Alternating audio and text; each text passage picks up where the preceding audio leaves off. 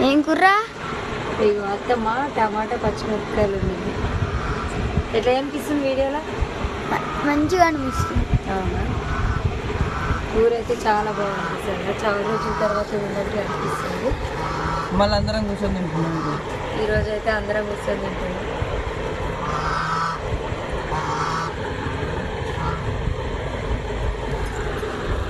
మీరందరు తిన్నారా లేదా కామెంట్ పెట్టండి. అత్తమ్మ ఇప్పుడు నేనైతే ఇప్పుడు వేసుకుంటున్నాను. బాగుందా? తింటావా సునీత? తినా